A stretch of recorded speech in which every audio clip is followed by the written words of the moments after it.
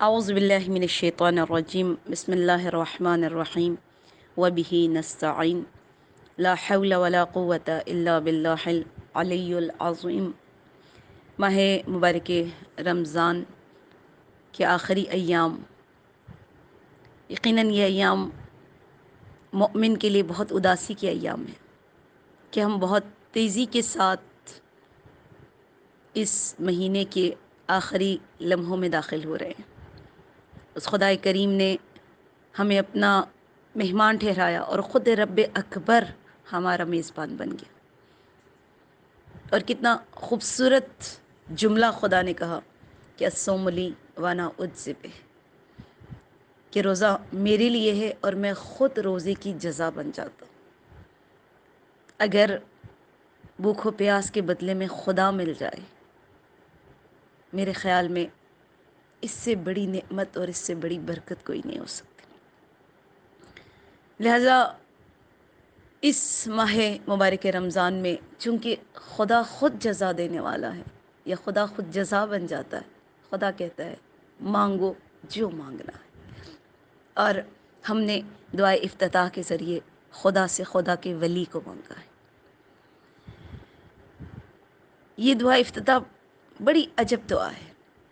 اس کی دعا کے کچھ فراز دعائے فرج یعنی اللہم کن لولیک الحجۃ ابن الحسن جیسی دعاؤں سے ملتی، کیونکہ دعائے فرج امام کی سلامتی کی دعا ہے، اور حدیث مبارکہ میں ہے کہ دعائے فرج 23 ماہ رمضان کو انسان ہر لحظے کو پڑھے، یہ دعا ہر لحظے میں یہ دعا پڑھے۔ اور ماہ مبارک رمضان کے آخری دہے میں یعنی آخری 10 دنوں میں دعائے فرج پڑھنے کی بہت تاکید ہے۔ اگر ہم اپنے پورے رمضان کو امام کے ساتھ منسوب نہ کر سکے تو کم از کم رمضان کے آخری 10 دنوں میں ہر لمحے کو ہمیں اپنے وقت کے امام کی یاد کے ساتھ گزارنا چاہیے۔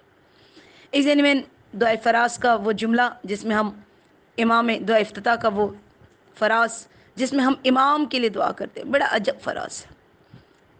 اللہم اعذہ واعزز بہ وانصرہ وانتصر بہ وانصرہ نصرا عزیزا وافتح لہ فتحا یسیرا واجعل لہ من لدنک سلطانا نصیرا۔ ہم امام کے لیے دعا کر رہے ہیں، یہ بھی خدا کی ایک عطا ہے کہ خدا ہم جیسوں کو امام کے لیے دعا کرنے کی توفیق عطا کرتا ہے، اور خود امام کے لیے دعا کرنا انسان کا اعتماد بے نفس بڑھاتا ہے، انسان کو اپنی عزت اور اپنی شرافت کا اندازہ ہوتا ہے، اور یہ خود خدا کی نعمتوں میں سے ایک بہت بڑی نعمت ہے کہ خداوند متعال ایک حقیر اور پست انسان کو ایک عظیم اور بلند انسان کے لیے دعا کی توفیق دیتا ہے۔ اور اس کے علاوہ امام کے لیے دعا کرنا دین میں امت اور امام کے رابطے کو بھی واضح کر دیتی ہے۔ لوگ اپنے امام کے لیے دعا کریں۔ روایات میں ہے کہ لوگ امام عادل کے لیے ہمیشہ دعا کرتے رہیں۔ کیوں؟ کیونکہ یہ دعا ایک عاطفی اور معنوی تعلق ہے جو امت اور امت کے سرداروں کے درمیان برقرار رہتی ہے۔ دیکھیں، امام تو امام، دین کی خدمت گزاروں کے لیے دعا بھی ہمارے دین کی سفارشات میں سے ہیں۔ عجب بات ہے، ہم کہتے ہیں امام حکومت کریں گے، ایک حاکم ایک میں ایک سیاست کے میدان میں اترنے والا کتنا محبوب ہو کہ لوگ اس کے لیے دعا کریں۔ لیکن میں قربان جاؤں امام زمانہ کے دور حکومت پر کہ صرف امام نہیں بلکہ امام جن کو حکمران بنائیں گے وہ لوگ بھی اتنے ہی محبوب ہوں گے کہ لوگ ان کے قدموں کی خاک کو اپنی آنکھوں کا سرما قرار دیں گے۔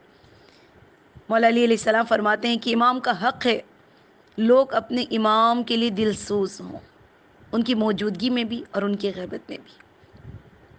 اور ایزن میں یہ جو ائمہ کی حکومت ہے نا، یہ لوگوں کے دلوں کے ساتھ جڑی ہوئی ہے۔ تاکید ہے کہ جب دو یا دو سے زیادہ افراد جمع ہوں تو لازمی اپنے مولا کے لیے اپنے مولا کا ذکر کریں، اپنے مولا کے لیے دعا کریں۔ کیوں؟ اس لیے کہ امام کا جو دور حکومت ہے وہ صاحب فضیلت حکومت ہے۔ ایزن میں اس لیے کہ اس حکومت کا سربراہ محبوب ہے، اور ہر سربراہ محفوظ ہو سکتا ہے جو دین کے مطابق عمل کرے، لوگوں کی محبوبیت کو وہ پالے گا، کیونکہ خدا کا وعدہ ہے کہ جب تم عادل امام بن جاتے ہو تو میں تمہاری محبت لوگوں کے دلوں میں ڈال دیتا ہوں۔ اور میں قربان جاؤں امام زمانہ کی حکومت پر، کہ ان کی حکومت، بلکہ ان کی کریمانہ حکومت کی بنیاد ہی محبت ہے، لوگوں کا عشق ہی امام کی طاقت ہے۔ اور ایزن مین، امام کا عشق اس معاشرے کے اندر سکون لانے کا باعث ہے۔ کتنی نعمت ہے نا امام۔ ایزن مین، دیکھیں، آپ کہیں گے کہ حکومتیں تو قانون سے چلتی ہیں، قانون طاقتور ضرور ہے، قانون ہونا بھی چاہیے، لیکن قانون پر عمل پتہ کب ہوتا ہے؟ جب انسان دل سے ایمان لے آتا ہے۔ کس پر؟ جس نے قانون نافذ کیا ہے۔ اور اگر وہ قانون نافذ کرنے والے سے محبت کر لے تو پھر قانون اس کے لیے تنگی نہیں رہتی، بلکہ قانون اس کے لیے رہبر و رہنما بن جاتی ہے۔ لہٰذا آج جب ہم دور غیبت میں زندگی بسر کر رہے ہیں تو ہماری ذمہ داری ہے کہ ہم اپنے امام سے متصل رہیں۔ اگر آج دور غیبت میں ہم امام کے لیے دعا کریں گے تو امام کے ظاہر ہونے پر ان کی مدد کی توفیقات میں ہمارے لیے اضافہ ہوگا۔ اور رمضان کی راتوں میں یہ موضوع بہت روشن ہو رہا ہے۔ کتنا خوبصورت ہے کہ رمضان کے معنوی لحظات میں افطار کے بعد بیٹھ کر اپنے مولا کے لیے دعا کی جائے۔ جب انسان اپنے مولا کے لیے دعا کرتا ہے نا تو انسان خودخواہی کے محور سے نکل آتا ہے۔ اور ایک اور جملہ، جب انسان امام کے لیے دعا کرتا ہے، خود انسان کی دعائیں امام کے صدقے میں قبول کیوں؟ جب آپ امام کے لیے دعا کرتے ہیں اس کے بعد آپ خدا سے کہتے ہیں خدا اس امام کے صدقے میں میری بھی یہ تمنا ہے، اور وہ خدا بڑا کریم ہے، کیسے ممکن ہے کہ وہ میری پہلی دعا کو قبول کرے اور میری آخری دعا کو رد کرے۔ ایزن میں اس کے علاوہ جو آج ہم نے یہ دعا کا فراز پڑھا ہے کہ اللہم اعزہ و اعزز بہ، خدایا امام زمانہ کو عزت اور اقتدار ظاہر بھی عطا فرما، اور یہ جو اقتدار ہو یہ اقتدار میرے مولا کے لیے باعث عزت ہو۔ اور پھر ہم خدا سے کہتے ہیں ونصر ہو ونتصر بہ، خدایا پروردگارا امام کی نصرت فرما، اور امام کی نصرت کے صدقے میں امت کی نصرت فرما۔ آپ کو پتہ ہے اس جملے میں ایک توحید کا پہلو بھی نمایاں ہوتا ہے۔ ہم اس دعا کے ذریعے خدا سے کہہ رہے ہیں کہ پروردگارا کوئی کامیابی تیرے بغیر، تیری نظر کرم کے بغیر ممکن نہیں ہے۔ دیکھیں ہم دعا کر رہے ہیں خدا سے وَانصُرْهُمْ نَصْرًا عَزِيزًا، خدا ان کو زبردست کامیابی عطا فرما، عزت والی نصرت عطا فرما۔ میری جان، پتہ ہے اگر بدترین انسان دیکھنا ہے قرآن میں تو بدترین انسان کی بدترین سزا پتہ کیا ہے؟ کہ خدا مدد نہ کرے۔ خدا قرآن میں کہتا ہے میں قیامت کے دن برے لوگوں کی مدد نہیں کرتا، اور یا اس دنیا میں جو برے افراد ہیں خدا کہتے ہیں یہ بدترین افراد جو ہیں ان کا کوئی ولی اور مددگار نہیں ہے، اور یہی انسان کی نابودی کی دلیل ہے۔ ایزانی مین، خود پیغمبر اکرم صلی اللہ علیہ وآلہ وسلم محمد مصطفیٰ خدا کی نصرت کے بغیر کچھ نہیں کر سکتا، اور یہ توحید کے جلوے اس دعا کے فراز کو اور ہی خوبصورت بنا دیتے ہیں۔ ہماری زندگیوں میں بھی اگر امام کی زندگی بغیر خدا کے نہیں چل سکتی تو ہماری زندگیوں اس سے بہت نچلی سطح پہ۔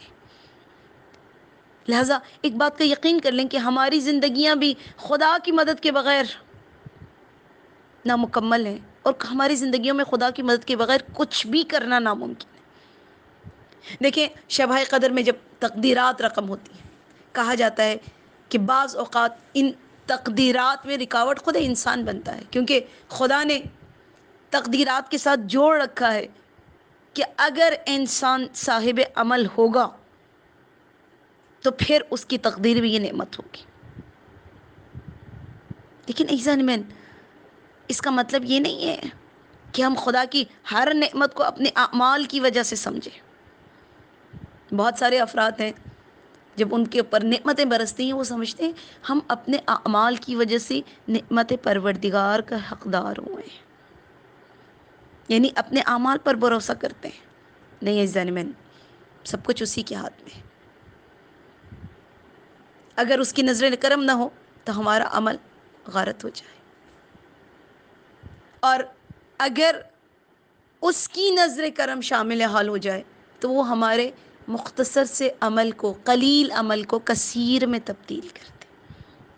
دیکھیں، اسی ماہ مبارک رمضان میں ایک دعا جو آپ بہت پڑھتے ہیں، اور ماہ مبارک رمضان میں کم از کم اس دعا کو 3 دفعہ پڑھنے کی بہت تاکید ہے، وہ دعائے جوشن کبیر ہے۔ جوشن کسے کہتے ہیں؟ زرہ کو کہتے ہیں، کبیر بڑی زرہ۔ آپ کو پتہ ہے یہ دعا خدا نے عطا کی تھی، جبرائیل امین لے کر آئے تھے رسول خدا حضرت محمد مصطفیٰ صلی اللہ علیہ وآلہ وسلم کی خدمت میں کہ یا رسول اللہ، آپ ہر جنگ سے پہلے اس دعا کو پڑھیں تاکہ خدا اس جوشن یعنی اس زرہ کی مانند آپ کی حفاظت کرے، کیونکہ زرہ کیا کرتا ہے؟ ہر ضرب سہ جاتا ہے۔ زرہ کیا کرتا ہے؟ ہر زخم سے حفظ کرتا ہے۔ زرہ کیا کرتا ہے؟ آپ کو دشمن سے محفوظ کرتا ہے۔ زرہ کیا کرتا ہے؟ آپ اپنے اندر خود کو طاقتور محسوس کرنے لگتے ہیں۔ تو عزیزان من، جب رسول کو خدا کی نصرت کی ضرورت ہے تو پھر یقیناً اس رسول کے وصی کو، جانشین کو بھی خدا کی مدد کی ضرورت ہے، اور یہی ہمارا عقیدہ توحید ہے۔ اور پھر ہم خدا سے کہتے ہیں وَاجْعَلْ لَهُ مِن لَّدُنْكَ سُلْطَانًا نَصِيرًا، خدا پروردگارا میرے مولا کو زبردست کامیابی عطا فرما، لیکن پروردگار فتح اور کامیابی کے ساتھ میرے مولا کے لیے آسانیاں بھی عطا فرما، اور پروردگارا میرے امام کے لیے اپنی طرف سے ایسا غلبہ دے جو ان کی کامیابی اور کامرانی کا سبب ہو۔ یہ دعا آج یقیناً ہم خدا سے کر رہے ہیں کہ خدایا میرے مولا کو کامیاب کر۔ کیوں؟ اس لیے کہ امام کی کامیابی میں ہم سب کی کامیابی پوشیدہ ہے، امام کی نصرت میں ہماری نصرت ہے، امام کی آسانی میں ہماری آسانی ہے۔ اور یقین کرے جس دن امام نصرت پا جائیں گے وہ ہم جیسے ہر شخص کا ناصر بن جائے گا۔ اس دعا کے ساتھ کہ خدایا ہمارے امام کو بہت جلد اذن ظہور عطا فرما، خدایا ہمیں بھی اپنے امام کی نصرت کی توفیق عطا فرما، پروردگار ہمیں اپنے مولا کے اطاعت گزاروں، خدمت گزاروں اور یار و انصار میں قرار دے۔ خدایا ہمیں اپنے امام کے ظہور کے لیے زمینہ فراہم کرنے والوں میں شمار فرما، اور خدایا امام کے دور غیبت میں ہمیں اپنے ایمان پر قائم رہنے کی توفیق عطا فرما، اور امام کے صدقے میں پروردگار اس کرونا سے ہمیں نجات عطا فرما، ہماری دعاؤں کو مستجاب فرما، بیماروں کو شفا عطا فرما، اور پروردگار ہمارے مرحومین کو اعلی علیین میں مقام عطا فرما۔ والسلام علیکم ورحمۃ اللہ وبرکاتہ۔